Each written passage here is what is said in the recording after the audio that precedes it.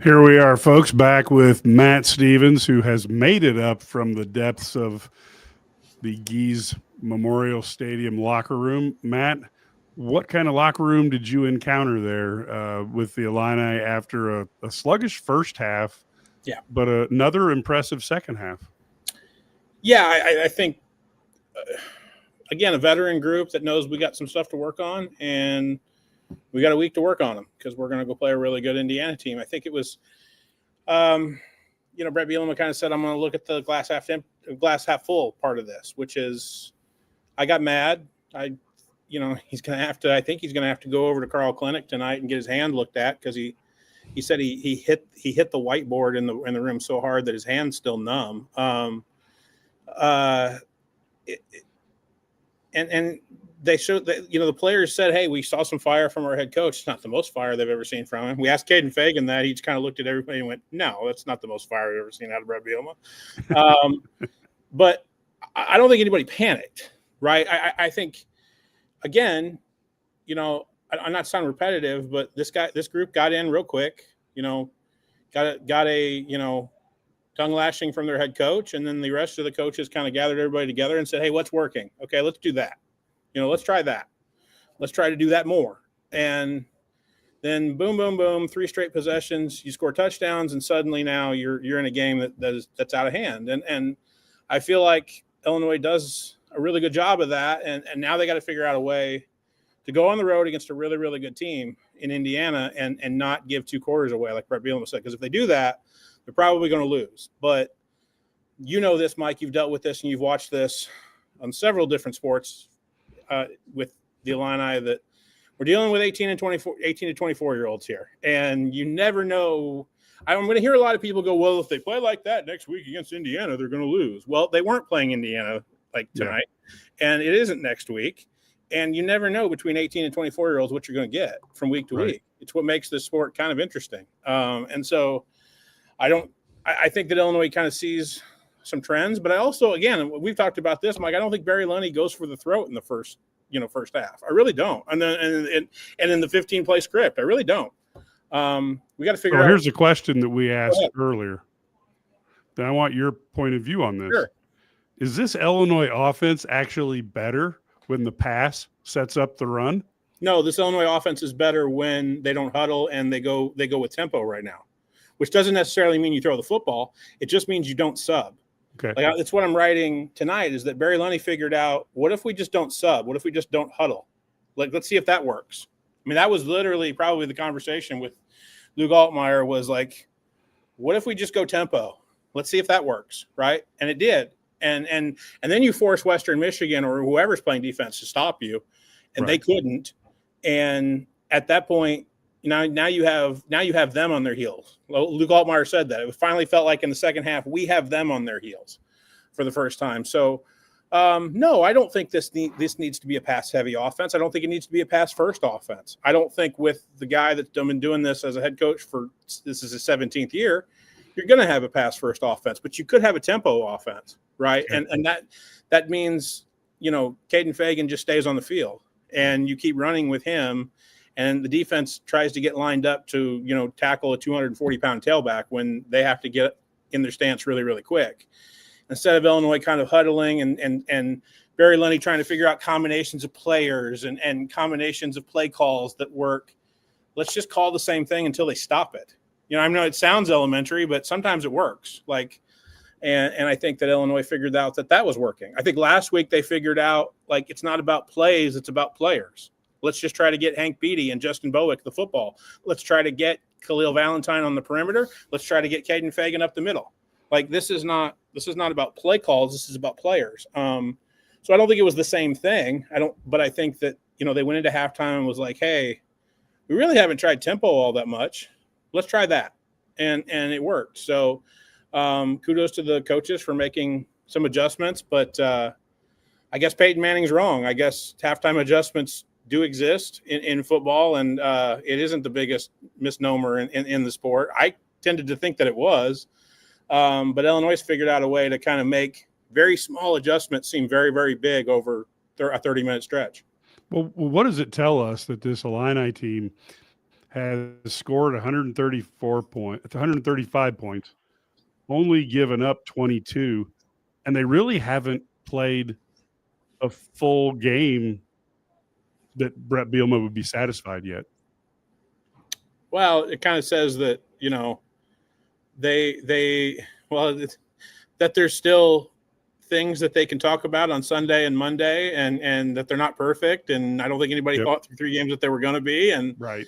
There are teaching moments that are going to happen on Sunday and Monday, and there has to be, right? I mean, this isn't a finished product, let alone a perfect product. But it's still pretty good. And I mean, I think that a lot of people from the defensive side, Mike, look, Aaron Henry does not care about yards.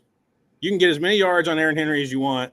He pitched a shutout tonight. Like, I'm sorry, but like Aaron Henry goes to bed and his head hits the pillow tonight, knowing that for the most part, his defense did the right thing, because scoreboard, like, you didn't score. Like, I had a bunch of people texting me at halftime, Mike, I swear to God, going, I really hope Illinois hangs on. And I'm like, hang on? Like, in order for Illinois to not hang on, Western Michigan has to score.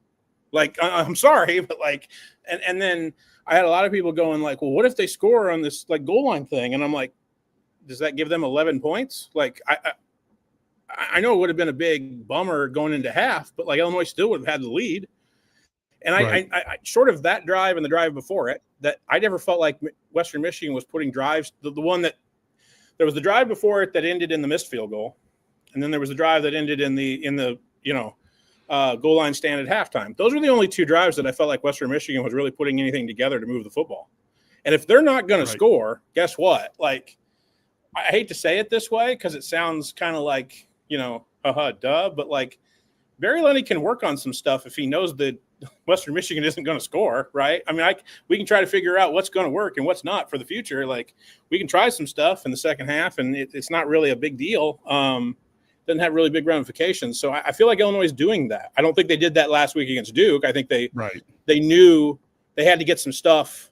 They had to get the ball to certain people that they weren't getting the ball to, and they had to basically try to block it up a little bit better, knowing that Duke was probably still going to get some points on the board. But I think in their 2 games at home, I don't think anybody had any reservations to think that Western Illinois and Western Michigan were going to score a whole bunch of points. So I agree. I mean, you hear Luke Altmaier talk about, that defense from Western Michigan. It's not terrible. Not only is it not terrible, I think it's going to be highly competitive in the MAC. I mean, they certainly gave Michigan State problems. I mean, clearly. Outscored them 6-2 in the last 30 minutes of that ball game in week 1 in East Lansing. So you're absolutely right. And, I go back to it all the time, Mike. I think people hate when I say this, but there are 2 teams on the field. And if both of them don't stink, like, Illinois is not going to dominate every play. But they did have some things work in the second half that I think gives them a lot of confidence. And most importantly, if we're going to go back to offense, I think number 3, Caden Fagan, comes out of this with a little bit more confidence and in what he's doing, how he's operating and how he's running the football. I mean, getting 100 yards and getting in the way he did it in the second half. I got news for everybody. That is how Brett Bielema is going to want to close out games and against good teams. And I think they still have some things to work on in order to do that against defenses like Indiana, like Southern Cal, like in Ohio State. But I think that's going to be the game plan. Is when we have the game by the throat, we're going to hand the ball to 3 when he's healthy, and I think he will be very soon. We're going to hand the ball to 21, Aiden Laughley, and then we're going to hand the ball to number 5, Khalil Valentine, because I think Brett said on radio tonight that he said he found some things and saw some things growth-wise out of Khalil Valentine again. Sir, he really makes a difference when he's out there. Sure, and I think that I think there's a reason why he's the third tailback, Mike. I'll say that. But I think as the third tailback, he has a role, and he does it the last 2 weeks, he's done it very, very well. And I think that paired with somebody like Caden Fagan, and then paired with somebody like a healthy Aiden Laughley, I think that this team feels like we're working toward being able to close games out. Because what they've done running the football in the fourth quarter in these last 2 weeks is actually physically pretty impressive. So, what about? Go ahead. Did they? You talked about this in the pregame, but did a few players not play because Illinois was concerned about not losing anybody for I mean, they've got a tough field ahead. When you talk about in the next month, you're going to end up playing USC, and then after USC, or Indiana, USC, Ohio State, Washington, with a Purdue sandwiched in there. So, are you saying most of these were, just in case type of situation? Okay, let's go to the pregame. I think if this was a Big Ten opponent, I think Aiden Lawfrey and I think Dylan Rosiak play. If that's right. When we talk about the pregame inactive list, those two guys, I don't know about Daniel Brown, but I'm pretty sure Aiden Lawfrey would have tried to go. I think Brett Bielema said it was a late week decision. But why? Right? Like, I think Brett Bielema kind of was like, sure, I could play Aiden, but why? I could play Dylan Rosiak, but why? And then I think you could translate that also, Mike, into what we saw in the game. I think Justin Bowick, he never took his pads off. They never took his helmet away. But he didn't play after, I think he rolled his ankle or something. And Brett said that he was out for the rest of the game. I think on radio, or they said something on radio that he was probably out for the rest of the game. He probably could have gone back in. Bielema said he didn't know about Bowick. He seemed very, very encouraged about Xavier Scott. Yeah. So that's good news. But a lot of the guys that I thought got hurt, you saw Tamawa Durje get hurt. But why put him back in the game, right? I mean, I think a lot of the guys in the game could have gone back in the game after they got hurt. But why? I think you kind of said it the best, Mike. I think Brett Bielema and his staff understand what they have coming to them over the next month, and why. What's the reasoning? To be truthful, I had no earthly idea why Luke Altmaier and a lot of first-team offensive guys were out there as long as they were. TV asked Robert Smith, the former Ohio State tailback, was asking the same question. And I'm like, wow, you're Barry, you're teasing fate here, man. But it worked out, and I think Illinois is going to be healthy going to Bloomington, as healthy as they have been. I don't know about Daniel Brown. I think that's pretty significant because they probably need an extra pass rusher.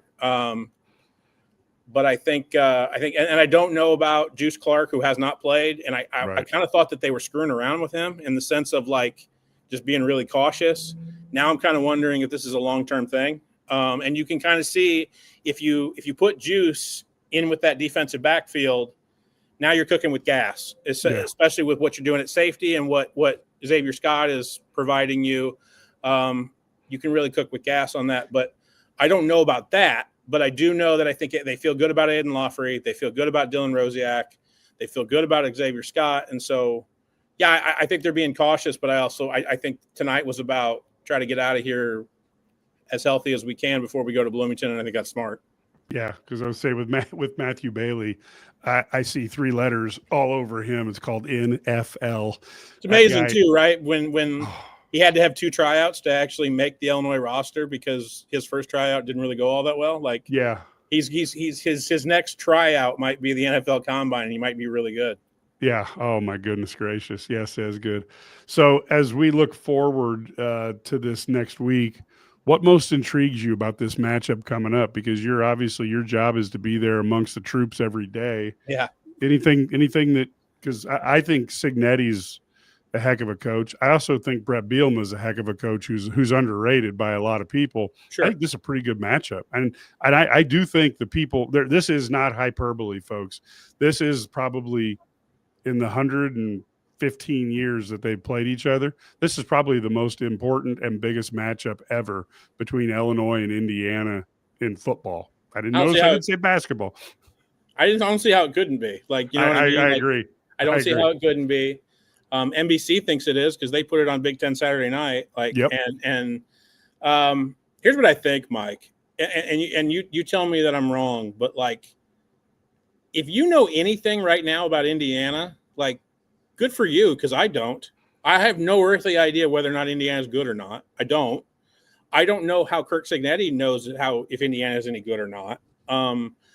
I think Brett Bielema knows if his team's pretty good or not, based on the three games that they've played and the three opponents that they've played. And I think that Brett Bielema knows that I think it's going to sound like no duh, Stevens, but like I think the team that makes the least amount of mistakes, not the team that makes the most plays, but the team that makes the least amount of mistakes in Bloomington is going to win that football game. Right. And I don't think Indiana has been tested about game management. I don't think they've been tested in terms of big, like, third down situations. I don't think they've been tested in any of those types of things that really kind of make you break, or at least give you pause, or I just don't know what kind of adversity Indiana's gone through in these first three weeks that they've played. I don't. I know what this Illinois team's gone through.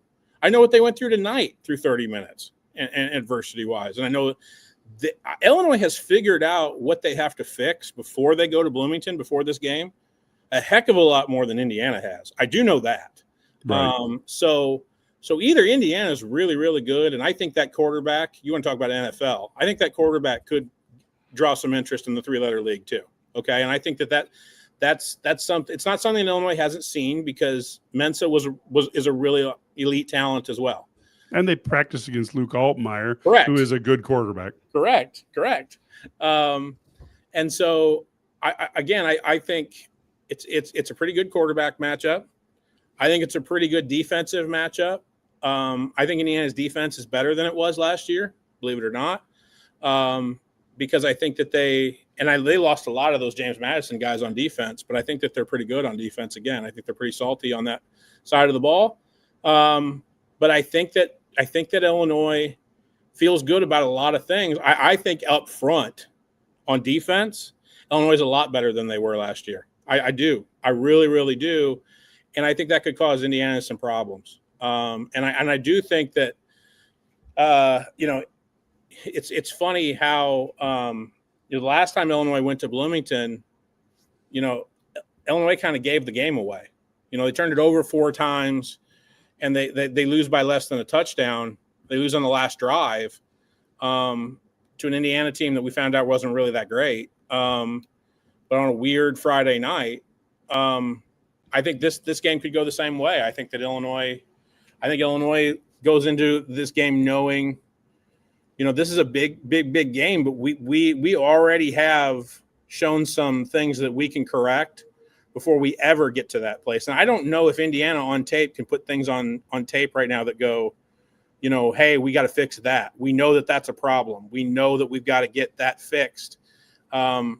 Both of these coordinators at Illinois have already seen adversity to the point where they go, okay, let's get that fixed. And we can, because we have enough talent. So, no, I think it's going to be a great game. I would imagine the people in the desert can't have that game marked, the line on that game being more than 3. I can't either way. And you're talking about one of these teams that comes out of Bloomington with the W is going to have a stranglehold on one of those, I think, Big Ten college football playoff spots, before we ever hit October. And that's if everything goes right for them throughout the year.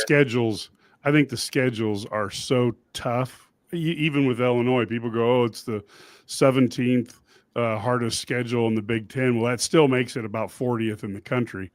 And when you look at, I'm not certain if I would say it's a CFP elimination, because you've got a huge, Illinois still has to play. They would still have to play, USC, Ohio State, and Washington, and then no upsets, including a away game up in Madison, which I don't care what the record is the last 30 years. Getting a win in Madison isn't easy. Sure. You can just ask Alabama about that. But ask the head coach in Champaign-Urbana about that. Yeah.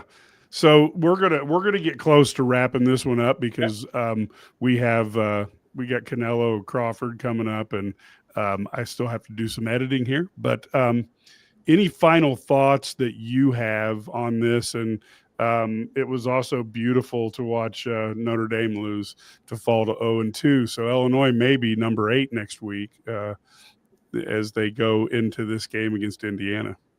As a devout Catholic, Mike, I do not have the hatred for Notre Dame that you have. Just want to point that out. Let's see. I think that Illinois, look, the first half is going to be the first halves of Illinois this year is going to be the talking point. And I think it's going to be the talking point throughout the entire week that we head into this week, the Indiana week. I think Illinois has got to figure out what they've got to flip in the first 30 minutes in order to stay competitive against a really, really good Indiana team. I think they need to get Luke Altmaier back on track. I think one of the ways to do that is what you saw in the second half, which is tempo, don't sub, kind of do the same kind of thing that he was doing at Ole Miss, and he felt with Jeff Lebby, and he was doing really comfortable things. And when you see wild Luke kind of out there, sometimes you see better Luke, right? Right. I feel like Illinois takes away this game, takes a lot out of this game, good and bad. I think Caden Fagan found confidence. I can't tell you how much that means going into a game like Indiana, because he's going to get the football a lot. And I think that Illinois, from a defensive perspective, especially up front in their front seven, feels pretty good about what they have. I'm really impressed with the fact that they've been able to lose Dylan Rosiak for the better part of 2 games, and that middle linebacker room is really, really good. Like, we talked to KO tonight. He played really well, especially on that goal line stand. But guys like Malachi Hood, guys like Luke Zarjan, guys like JoJo Hayden, they're coming in and they're taking the place of a guy who's going to be an all Big Ten middle linebacker in Dylan Rosiak and making it a very, very deep room so that Dylan can come back and not have to play in a game like this. So Illinois takes a lot from this. But at the end of the day, and I know this sounds like fandom-y, Mike, it's a really different juxtaposition to look at an Illinois team that maybe didn't play all that great, and they won by 38. That's exactly what we talked about. I don't think Tim Beckman's teams could not play great and win by 38. I don't think Lovie Smith's team. I don't think Tim Beckman's team could play great and always win most of their games. Right. I don't think Lovie Smith's teams could not play great and win by 38. I don't think, there are a lot of coaches that have come through here and a lot of people who've built programs here where if Illinois played average or below average, they weren't blowing a team out. They weren't blowing a MAC team out. And I think this is the difference of what Brett Bielema has built. And I think it's just a different juxtaposition here in Champaign-Urbana that you can kind of come away thinking, boy, that didn't look great. And at the end of the day, you kind of just have to look to your right at the big scoreboard at Geese Memorial Stadium and go, oh yeah, scoreboard. We won 38-0 if you're an Illini fan. And that's a different kind of feeling. I struggle who's the more transformational figure at Illinois. Is it the hiring of Josh Whitman that triggered this whole thing to happen? Is it the hiring of Brett Bielema that nobody thought this team could ever be a Big Ten contender other than those miracle years that used to come out once every 20 or 25? Or is it Geese coming and dropping $100 million on the football program? So yeah, I think it's B, because and to giving Josh credit, Josh had to go hire Brett Bielema. Exactly. Right. So look, and he was, if you recall, there were a few people, outliers, but most of us were all like, Brett Bielema, really? Well, there's a MAC title game that night where everybody thought Lance Leipold was going to be the next Illinois head coach. And you look at what Bielema's done, and it's hard to argue that Josh Whitman wasn't the master puppeteer, right? Knowing exactly what to do. Right. And so I'm not trying to give Josh no credit, because he had to go hire Brett Bielema. He had to go to Manhattan or go to New Jersey and interview Brett Bielema and hire him. Like, he had to have that forethought.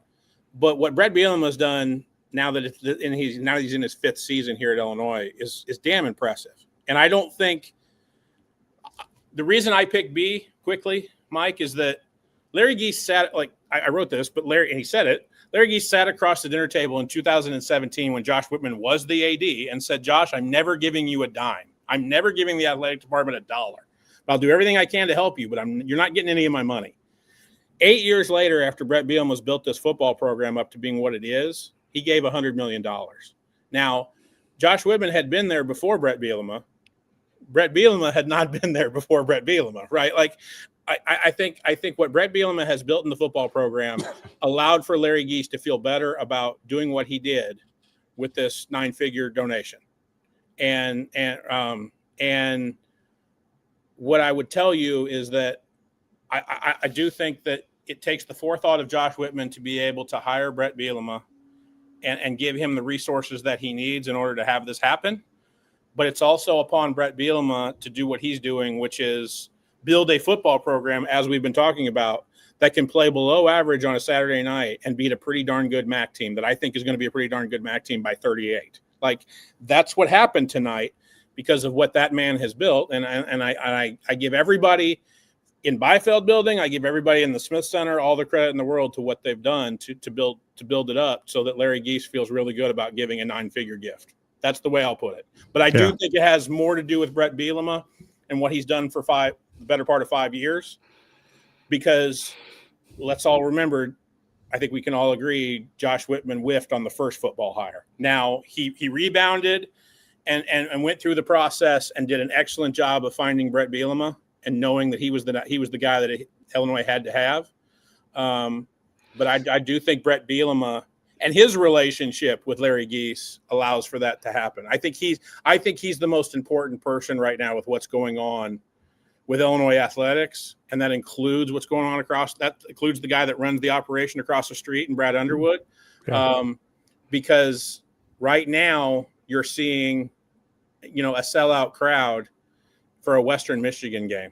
Yeah, I agree. You got to go back to 1983 for that type of stuff. That's all Brett Bielema. Yeah, and I will say one thing. I know exactly what Josh Whitman was trying to do with Lovie Smith. I do too.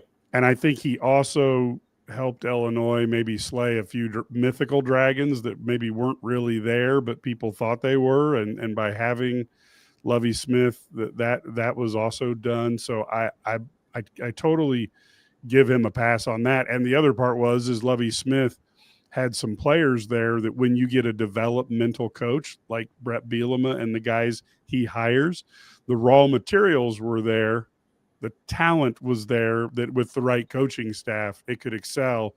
And again, if I'm a young high school player and I'm looking at going to school A versus Illinois, I'm going to look at what Illinois does with lower ranked guys. And I'm like, okay, what would they do with higher ranked guys if I was one of those? And the other thing I would look at is when you get guys that people never heard of. I mean, I remember Kirby Joseph when he started playing safety, and we're like, oh my gosh, this guy's phenomenal. And it's like, where was he last year? Because he was playing wide receiver. Exactly. Right. And so when I see a coaching staff who can do that, pull a rabbit out of a hat and get the guy who's now the highest paid safety in the NFL, I got to be honest with you. I'm shocked that people, I would think that I'm improving my chances of playing in the NFL if I have talent, which I don't. But I think I'm playing for Bielema and the guys that he hires is going to improve my chances to play in the NFL. You perfectly exemplified the argument I've been making for a long time, which is, look, 90% of people don't feel this way, and I get it. I respect your opinion, but this is how I'm always going to feel. Lovie Smith built the spine of what you're seeing now because he knew what a good football player looked like. He knew that Jake Hansen was a good football player. He knew that Sidney and Chase Brown were good football players. He knew that Josh Kreutz was a good football player. He knew that Pat Bryant was a good football player. But Lovie Smith what Lovie Smith did not understand was that the college game is so drastically different than the NFL game, and how you able to develop players, how you coach players, how you run an operation. It's just drastically different. It's unbelievably drastically different. And Brett Bielema knows how to run a college organization. He absolutely does. And he knows how to develop those types of players. He knew how to develop a Jake Hansen. He knew how to develop an Owen Carney. He knew how to develop a Johnny Newton. He knew how to develop, a Keith Randolph. Knew how to develop all of those types of players. So Lovie Smith gave you the spine, but couldn't get you to the next step. Not only could Brett Bielema get you to the next step, he probably could get you to the next 5 steps, which is what he's done at Illinois. What Larry Geese has done is kind of thrown my challenge back in my face. Because remember, I've said for years, what could Brett Bielema do if he was funded like Ryan Day? Now, let's face it, Illinois is never going to be funded like that machine. But we're going to see what Brett Bielema can do with a little bit of help. And I think the football world is going to be relative. Well, I guess they would have been shocked had they not seen what last year looked like. And I think people people underestimate him. And to me, after he and I talked again before the season, you can get that in Eye on the Illini. I think that time with Bill Belichick, coupled with the maturity that Brett Bielema had, and some of the he understood the struggle to get a job back after a rough time at Arkansas, and he worked for Bill Belichick. I think he had a little bit of I need to learn a few things. I've coached teams for years, and I'm really good, because he was. But I think he went in there, and I think he picked up some very important things from Mr. Belichick, but he had the college, environment, and he understands how to do it. I think we're also going to find out that Bill Belichick is going to find that there are very few guys who can win in both of these, even including, the greatest college coach of all time, Nick Saban, got drummed out of the NFL pretty fast. And we may find that the greatest head coach in the NFL may get drummed out of college really fast, which is ironic that now you're down to Jimmy Johnson and Pete Carroll and a few others who were good in both universes. I think Josh Whitman found the right guy, and I think Brett Bielema found the right fit. I've talked to a lot of Brett Bielema's assistant coaches that realize this is where he should have been in the first place. Like, Arkansas was not the best fit for him. The SEC, I know why he wanted to do it. I know why he wanted to make the move. I know why he wanted to do that. It wasn't the best fit for Brett Bielema. It just wasn't, flat out. This is a good fit for him. I think that he found the right fit. I think Josh Whitman found the right coach. And I think that everything's working out to the point in which you have a head coach that is leading by 10 points going into halftime, pitching a shutout, and is, excuse my language, but pissed off, like going into the locker room and let everybody know I'm pissed off because, I think sometimes the family thing goes a little too far, but like he was treating them like he was their kids. Like I'm disappointed in the way that you just played for 30 minutes. Like, you can do better than that. Why aren't you doing better than that? And that also, went to his coaches. He went to Barry Lunny and said, look, you need to do better in the second half. Like, you got to do better. And had it out with Barry on a lot of different calls. And he was like, why'd you call that? That's just dumb. Like, and he can have that conversation with Barry because he's worked with him for so long. And then you have a second half where, the first 3 drives are touchdown, touchdown, touchdown. Last I checked, you can't do any better than that. So Barry Lunny goes into half, figures his stuff out, and goes, okay, let's do this. And I think that, again, a fish, smells from the head, Mike. Like, I think that everything that Brett Bielema does when he builds a program allows for his coaches to make those types of changes. So I think you're seeing a real operation here at Illinois. And that's why in a game where, look, I'm going to do grades, okay? The overall grade's probably going to be the best grade because the specific grades and positional grades probably aren't going to be that great. But you add it all up, and then you go, hey, 38-0.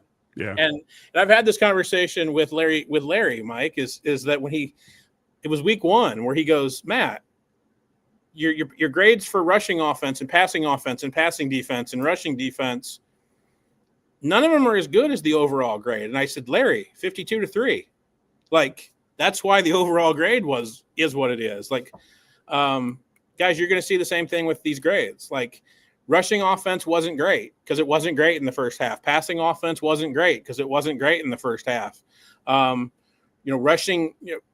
Passing defense had some breakdowns in the first half. That's why Western Michigan, those last 2 drives, were able to, basically walk the ball almost all the way down the field. But then you get to the overall grade and you go, 38-0. That's probably an A-. Like, and there probably isn't going to be a category grade that's going to get anywhere near an A-. But that's how this works out. And again, I think what a different juxtaposition for you, Mike, as a fan, and for everybody else as a fan, and for me as a media member when I started this in 2019 to look at an Illini team and go, well, that wasn't great. and they won by 38 and pitched a shutout. Exactly. Like, you know, that's kind of the summary of this, right? Is that like Illinois can definitely play better than this, but it's almost good that they didn't, because why would you want to play perfect against Western Michigan and then think that you're something that you're probably not before you go to Bloomington? I don't think these guys are going to be having a really, really high ego when they come in for film review tomorrow and when they go to practice this week, because we got stuff we got to get figured out. And I think that's the best thing that probably could have happened for Illinois. And the next best thing is you pitched a shutout and you beat a MAC team pretty handedly. Yep. So that's the perfect place to end it, folks. If you enjoyed this, please subscribe to the Illini Guys YouTube channel. Give us a like. We appreciate that. And, of course, IlliniGuys.com, you can get into all the stuff behind the paywall, including the message board where you can actually talk direct with Matt, Ked, Brad, Larry, myself. It's not a passive situation.